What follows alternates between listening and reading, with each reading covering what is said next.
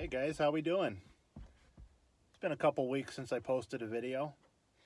Apollo had to go to the vet, and that cost me a bit of money, and that's been my primary focus is my sick puppy.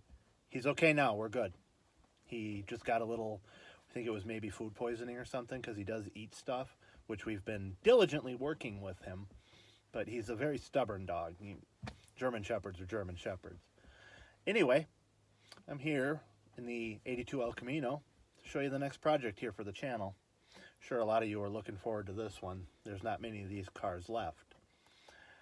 Now, I own too many cars in my opinion. I own 8 or 9. I literally don't even know, but I've decided to sell the 1982 diesel Buick.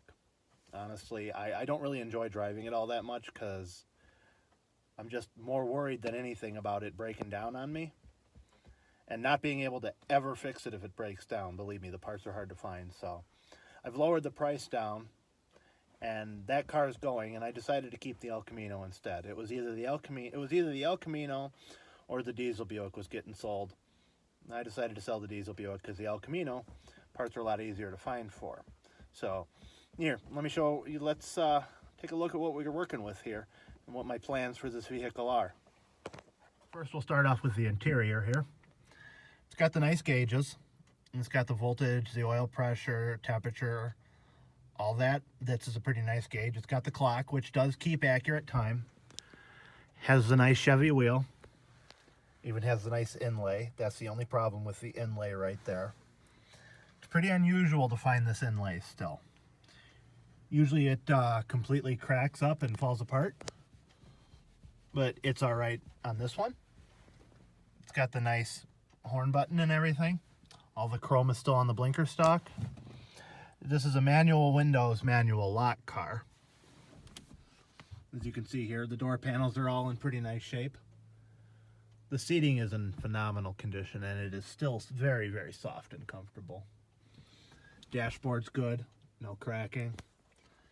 I installed that myself. I found that in a diesel Oldsmobile and decided to take it for myself because it's super rare. That is a 40-channel CB AM/FM radio. This is your microphone. I just have it hooked up to one of my normal CB antennas right now through the coax. But this radio works great. I put new speakers in. These super small speakers are a pain in the neck to find. It's got, someone put speakers in down there at some point, and I'm going to just go ahead and utilize that. But that's the interior of the car. It's in good shape. The headliner sucks. It's hanging down pretty darn good, but it's all here. It's got the carpet cover that hides the spare tire well. All that's still there. Everything in here is pretty slick, so the interior doesn't need much work, which I'm grateful for. These plastic pieces are super hard to find. All right, let's take a look at the outside. A few things about this car that are really interesting. While dangerous, it's still interesting. A couple of these tires, I know this one for sure, and I think that back one there, they're original from 1982, so those are getting replaced. It's missing one of those hubcaps. Now, this car is a 1982. I don't know the differences in these cars yet between year to year because I'm still learning. The silver paint is actually Pour 15 that's been applied over the rust to slow it down until I could get to it. I've had this car for about a year now, and it's a little rough, honestly. I've had some people tell me this would have just been better as a parts car. It's got a big dent in the door there, and you see there's a lot of rust on the doors and stuff. That's pretty typical of a car in the Midwest, because this car has been in this area its entire life. It wasn't driven from 2001 to 2019. It just apparently sat in a barn and it still smells like it. The doors are rotten. That's the biggest thing. You can see that they're pretty bad. That's just common G-body things. They're replaceable, but there ain't too much left. They're all just super rotten. So got some body rot there. It's not terrible. The frame is good though. That's the thing. Underneath here, it's in decent shape, especially for this area, which this is still a completely usable car and is nowhere near being unsafe. The frame is just absolutely solid with no holes in it. So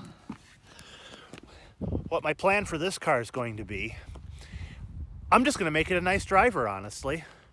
I'm not going to restore it, not going to do anything like that. The sun's pretty bright today, by the way.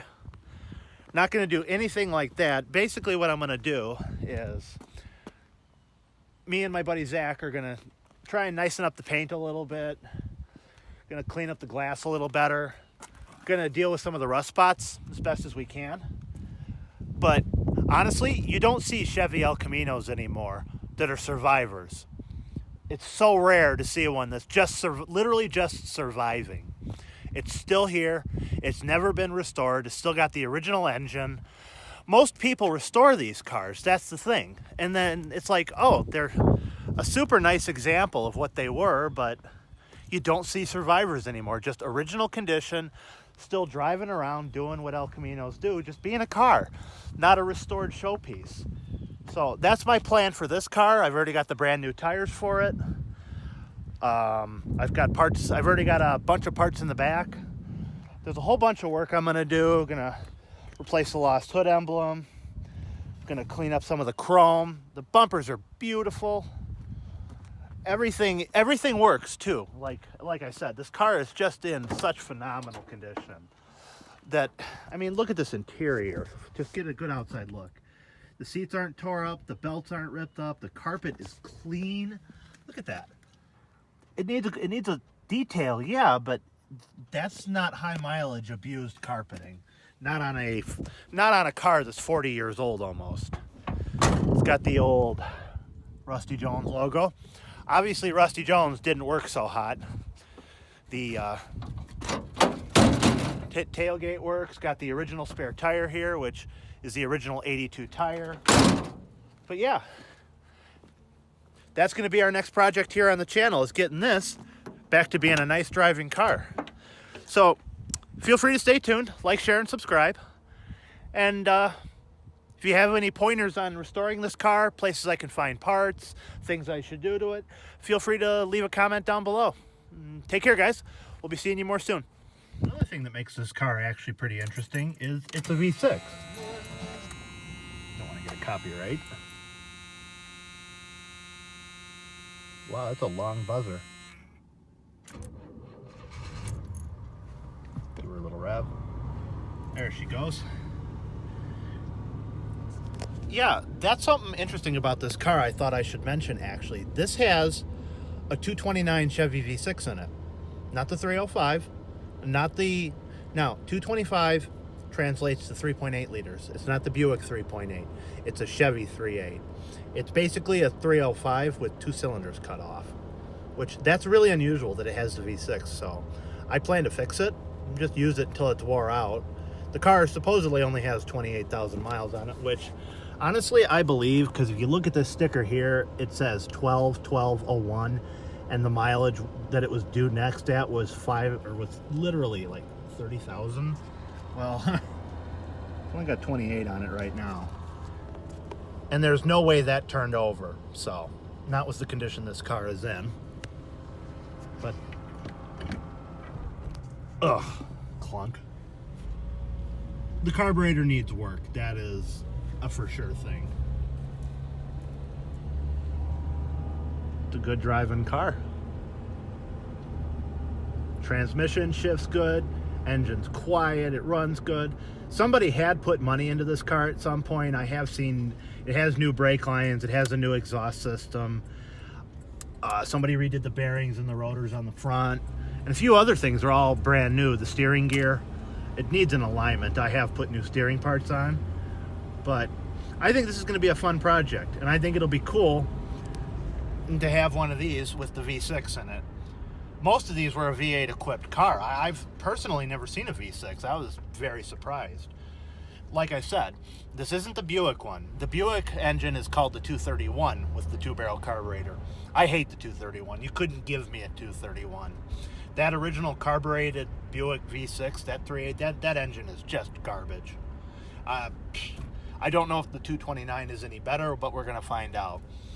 There's always a way you can tell them apart. The Chevy 229, the distributors on the back of the engine. The Buick 231, distributors on the front.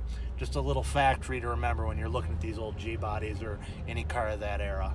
So, just a little bonus footage. Figured I'd do a little quick driving home video with it for y'all.